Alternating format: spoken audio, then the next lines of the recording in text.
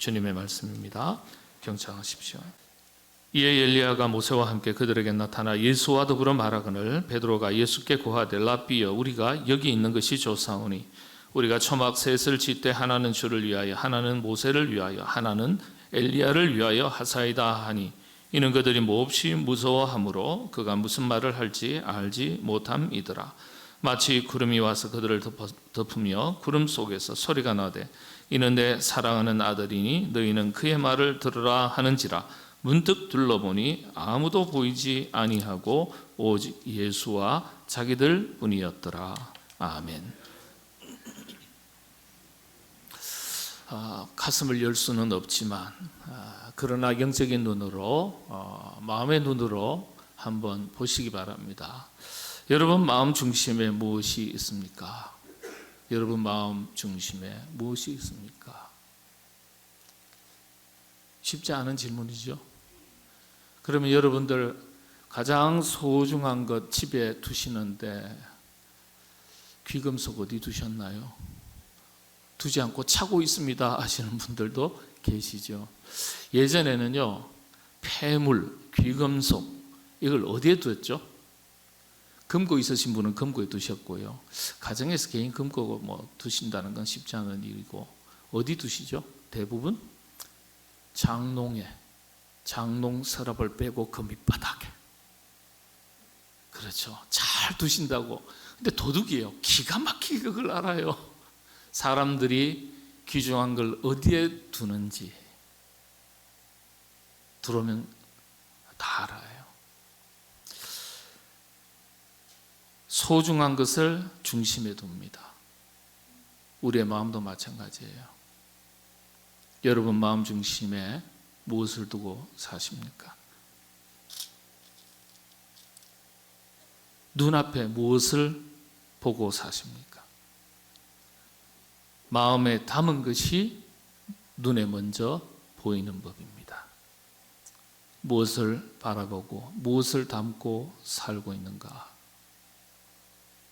의미 있는 인생을, 가치 있는 인생을 살기 위해서는 이 질문에 대해서 깊이 있게 여러분 생각하시고 대답하셔야 합니다. 오늘 변화산 사건에 담긴 세 가지 영적인 교훈 중에서 두 번째 교훈에 대해서 살펴보겠습니다. 예수님께서 변화산에서 보여주신 사건은요, 제자들에게 환상을 보여주셨는데 이 환상을 통해서 경험하게 되었던 기적 사건입니다. 가톨릭에서는 복음서에 기록된 예수님의 이 변화산 기적 사건을 가톨릭에서는 1917년 포르투갈 파티마라는 시골의 작은 마을에서 일어났던 기적 사건에 비견하기도 합니다. 파티마 사건 아시는 분들 별로 없는데 제가 우리 교회에서 제자 훈련인가 성경 공부할 때 잠깐 얘기한 적이 있습니다. 파티마 기적 사건 1917년 무려 100년이 조금 넘은 이전입니다. 포르투갈 파티마라는 작은 시골 마을에서 일어난 신비적인 사건입니다. 3명의 어린아이가 뛰놀던 중에 갑자기 번개가 치더니요, 아이들이 놀고 있던 곳 근처에 작은 떡갈나무, 상수리 나무입니다. 우리식으로 말하면 도토리 나무에 갑자기 성모 마리아가 나타났습니다. 번개가 치고 성모 마리아 상이, 한 사람이 봤다면 잘 못 보겠는데 누가 봤어요? 3명의 어린아이가 동일하게 보는 겁니다. 참 신기하죠.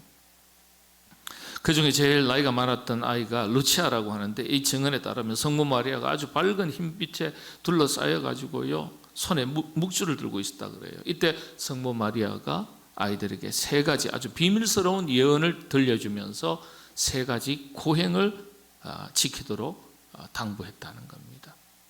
첫째는 낮 동안에는 굵은 밧줄로 몸을 묶고, 둘째는 날이 아무리 어두워도 물을 마시지 말라. 그리고 셋째는 세계 평화를 위해서 묵주 기도를 드려라. 이 3가지를 지킬 것을 당부했습니다.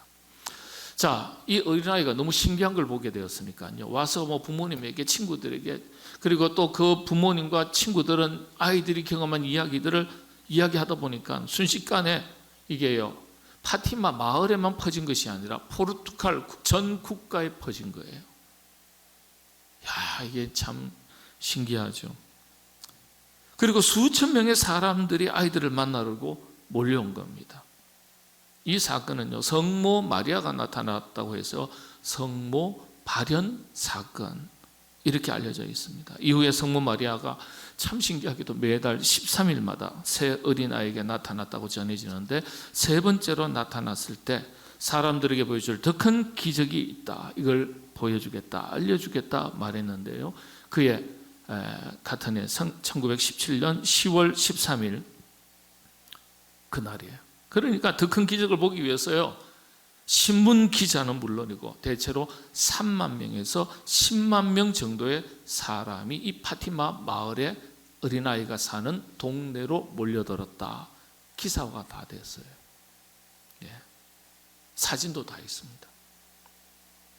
당시의 정언에 따르면 날씨가 어두컴컴했는데 갑자기 금은 구름이 몰려오고 온통 하늘을 뒤덮고 비가 억수같이 퍼부었는데, 오후 1시경에 갑자기 비가 멈추고 태양이 구름을 뚫고 나와서 여러 가지 색깔로 빛을 발하는데, 앞서 비로 인해서 내렸던 비로 인해서 옷이 다 젖었지 않겠습니까?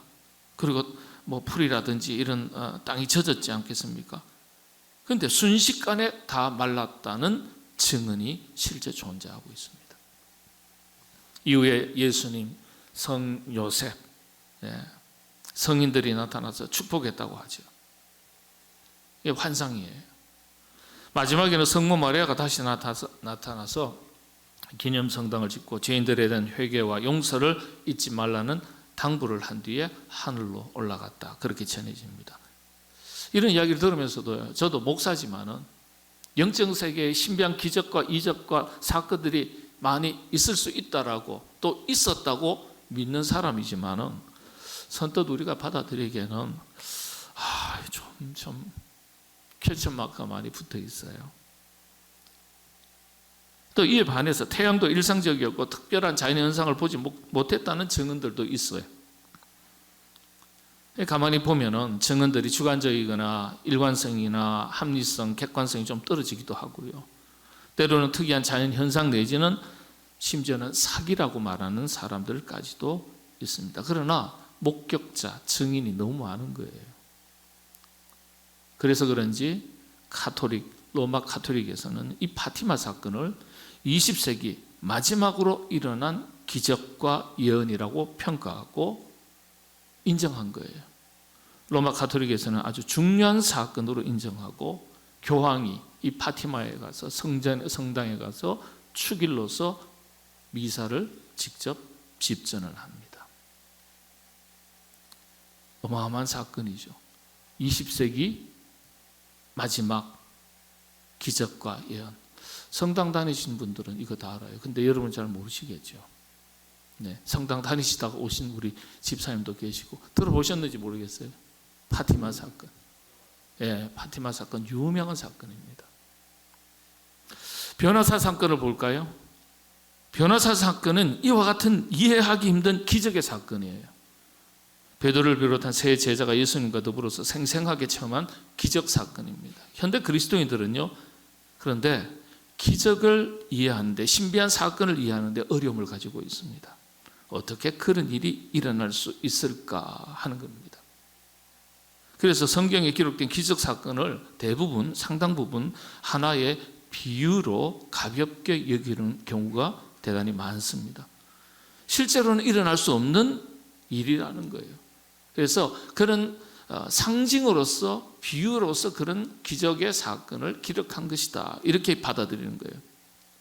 자, 여러분들 만일 그렇게 성경을 읽고 받아들이면, 이해하면요, 성경은 처음부터 상상 속 소설에 불과한 것이 됩니다. 전부 다 비유가 돼버리는 거예요. 하나님께서 어떻게 말씀으로 이 세상을 창조할 수 있겠습니까? 빛이 있으라 하시며 빛이 있었다 그랬어요. 말씀으로 온 우주 만물을 만드셨다는데, 그럼 이게요, 전부 다 넌센스가 되는 거예요. 그래서 성경을 읽는 기본 중에 기본 자세는 성경에 기록된 모든 사건들은 실제적으로 역사적으로 일어났던 사건으로 받아들이는 것이 성경을 읽는 기본 중에 기본이고 기초입니다. 오늘 본문 말씀은 제자들이 체험한 환상이지만 실제적인 경험을 바탕으로 한 거예요. 앞서 살폈던 첫 번째 교훈은 지지난주죠. 현대 그리스도인들의 최대 약점 중 하나로 꼽히는 것인데요. 하나님 임재에 대한 경험이 약하다는 거예요. 하나님에 대한 깊이 있는 만남이 부족한 것을 새삼 느끼게 해주는 교훈이었습니다. 만남의 깊이가 부족하거나 얕은 거예요. 여러분, 깊이 있는 만남에 깊이 있는 하나님의 은혜가 주어지는 것입니다. 저와 여러분, 우리 모두 영적 깊이를 추구하는 깊이 있는 하나님의 임재를 경험하는 신앙생활을 하시게 되기를 바랍니다. 두 번째 교훈이 무엇인지 한번 살펴보겠습니다. 오늘 예수님의 변화산 장면을 보면요, 지난주 말씀드린 대로 모세는 정치 지도자로서 최고의 지도자입니다. 그리고 엘리야는 종교 지도자로서 최고의 지도자입니다. 최고의 두 지도자가 상징하는 것이 무엇인지를 알아야 돼요. 무엇이었죠? 모세는 율법을 대표하고 엘리야는 선지자를 대표하는 것으로 말씀을 드렸습니다. 구약시대 하나님의 말씀을 대표하는 게 율법이었어요. 그 당시에는 정치와 종교가 분리되어 있지 않았기 때문에 이 율법은 세속의 정치법과 동일하는 겁니다. 창세기, 출애굽기, 레위기, 민수기, 신명기, 모세 5경을 가리켜 율법이라고 말합니다. 또 선지자는 구원을 선포하는 것입니다. 요약해서 그러면 모세와 엘리야를 율법과 그리고 구원을 합하면요, 말씀과 구원이라는 의미예요. 율법과 선지자, 말씀과 구원을 상징하는 겁니다. 의미하는 겁니다. 그래서 예수님께서 이런 모세와 엘리야와 함께 있었다는 뜻은요, 예수 그리스도 주님이 말씀과 구원의 중심인 것을 보여주는 사건입니다. 좀 딱딱한 표현이지만 신학적으로는 그런 거예요. 말씀과 구원의 중심이 누굴까요?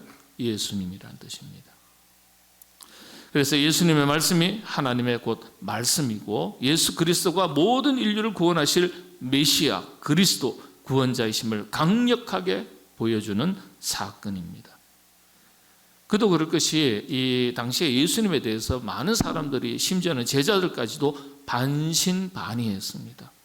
예수님께서 과연 하나님의 아들이신가? 어떻게 하나님의 아들이, 우리가 보니까 인간 예수가 동일한데, 그런데 보니까 신기하게도 이적과 기적을 일으키시고 죽은 자도 살리시고 병자를 고치시고 신비하잖아요. 무리를 걸으시고 바람이 요동을 칠 때 명령하시니까 바다가 잠잠해지고, 이런 일이 어떻게 일어나냔 말이에요.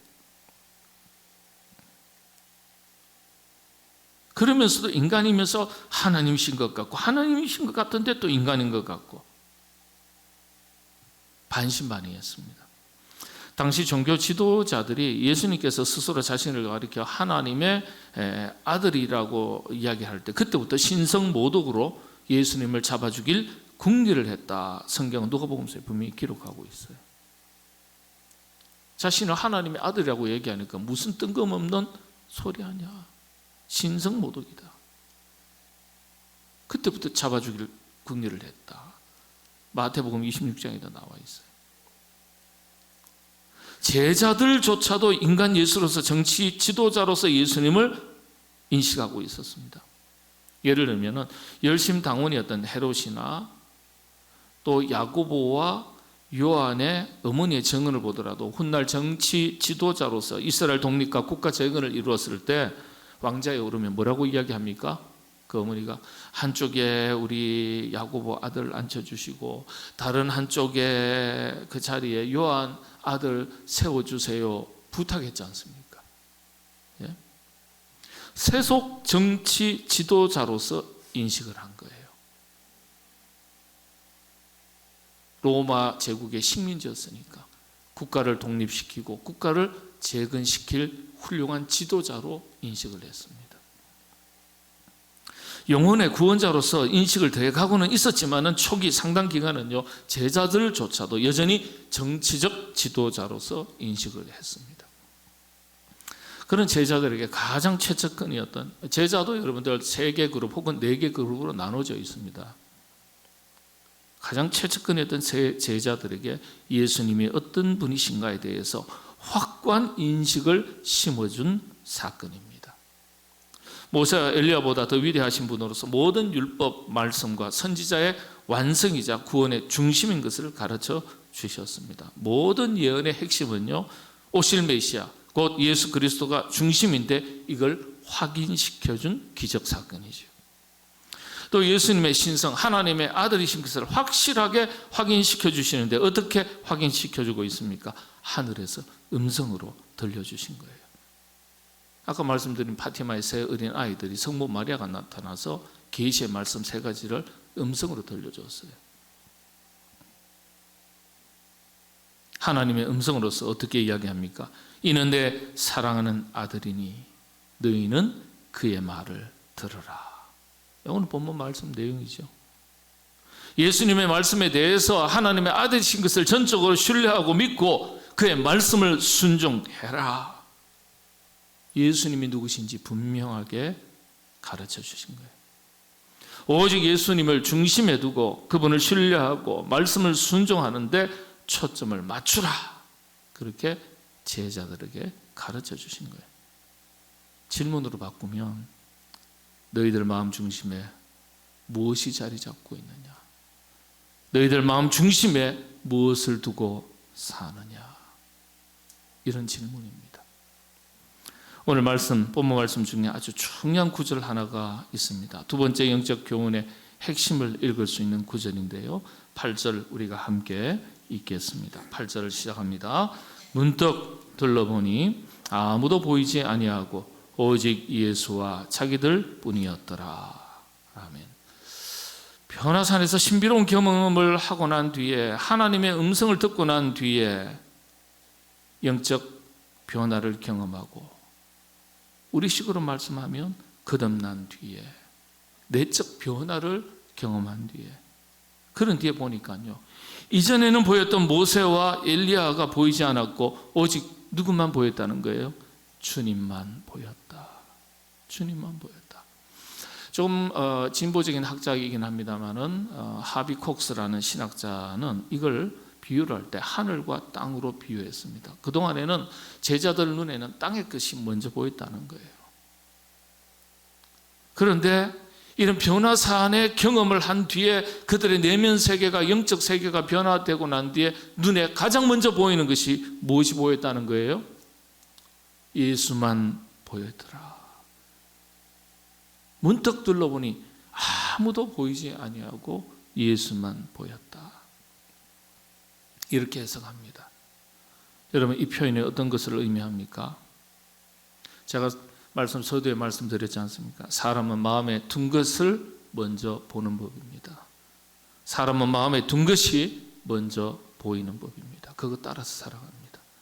마음에 무엇을 두고 사느냐, 이것에 따라서 물질이 중심이면 물질이 항상 먼저 보이고, 모든 가치 기준의 중심에 물질을 우선순위에 두고 물질 따라 움직이고 살아갑니다. 권력을 마음에 두면 권력만 보이고요, 그 가치에 따라서 살아갑니다. 명예가 중요하면 명예를 쫓습니다. 문득 둘러보니 주님만 보였다. 여러분 눈앞에 무엇이 보이십니까? 무엇이 여러분 마음 중심에 자리 잡고 있습니까? 오늘 우리가 마음 중심에 무엇을 두고 사는지 겸손하게, 깊이 있게, 정말 우리 자신을 깊이 있게 들여다 보셔야 합니다. 그리고 물어보셔야 돼요. 나는 내 마음 중심에 무엇을 두고 사는가? 내 마음 중심에 무엇이 자리 잡고 있는가? 우리 자신에게 질문해야 돼요. 나는 나의 삶 중심에 무엇을 두고 살아가고 있는가? 내 삶의 중심에는 무엇이 자리 잡고 있고, 무엇이, 어떤 힘이 나를 이끌어가고 있는가? 때때로 자기가 자기 중심에 자리 잡을 때가 있습니다. 그리스도인들은 말씀을 중심에 두고 말씀을 앞세우고 그 말씀대로 일러주신 길을 걸어가는 사람들입니다. 신명기 5장 32절 33절 말씀 읽어드립니다.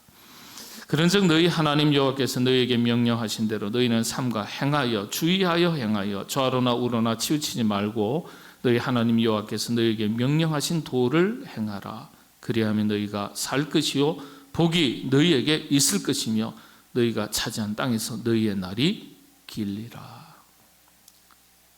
우리가 어떻게 살아야 복을 받는지 일러주신 거예요.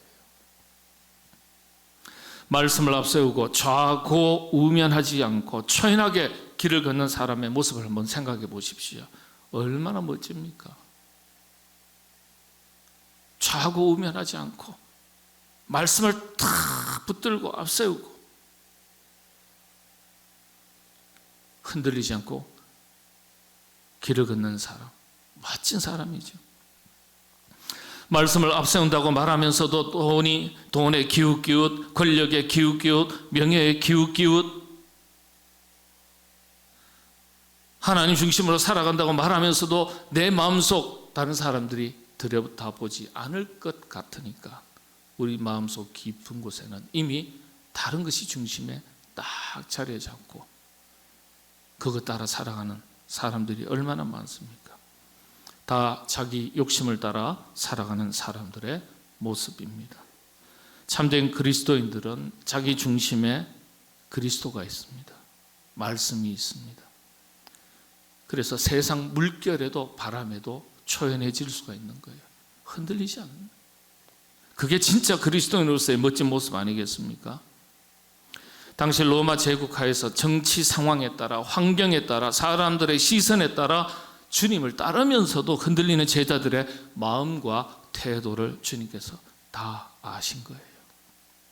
그래서 베드로와 야고보, 요한 세 제자들을 성경에서 뭐라고 이야기합니까?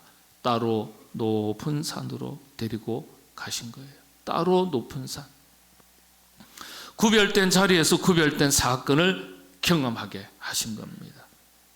그래서 이 세 제자들이 이 사건을 경험한 뒤에 이 제자들을 성경이 어떻게 설명합니까? 그게 바로 8절이에요. 문득 둘러보니, 제자들이 둘러보니 제자들의 눈에 아무도 보이지 아니하고 오직 예수와 자기들 뿐이었더라.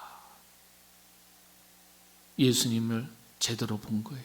제대로 만난 거예요. 제대로 중심에 두니까 눈에 그렇게 예수님이 보인 거예요. 여러분, 우리는 너무나 많은 것을 보면서 삽니다. 그래서 마음이 복잡해요. 예수 믿는 사람은 그런데 예수님이 먼저 눈에 들어와야 돼요. 영적인 사람은 영적인 것부터 먼저, 세속의 사람은 세속의 것이 눈에 먼저 들어오는 법입니다. 우리는 쫓기면서 살아도 짐승처럼 살 수 없습니다. 왜 그렇습니까? 우리는 사람이기 때문입니다. 우리는 세속의 사람처럼 살 수가 없습니다. 똑같이 살 수 없습니다. 왜 그렇습니까? 우리는 그리스도인이기 때문에. 그래서 이 변화산 사건이 우리에게 주는 교훈의 핵심은 우리의 중심에 무엇을 두고 사는가? 이 질문입니다. 과연 예수 그리스도를 중심에 두고 살고 있는지에 대한 질문이자 답변을 요구하시는 사건입니다. 그리스도인답게 사는 것에 대한 주님의 질문과 가르침으로 받으시게 되기를 바랍니다. 답변은 여러분의 각자의 몫입니다. 저한테 묻지 마세요. 믿음 있는 대답이 있기를 바랍니다. 나는 마음 중심에 무엇을 두고 사는가? 예수님만이 아니에요. 예수님이 먼저 보일 수 있기를 바랍니다. 기도하겠습니다. 우리 중심에, 너희 중심에 무엇을 두고 사는가?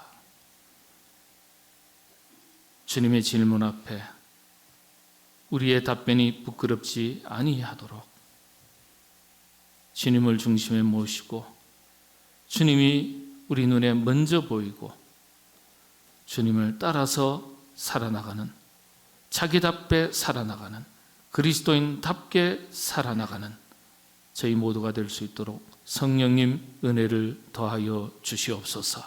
예수님의 이름으로 기도하옵나이다. 아멘.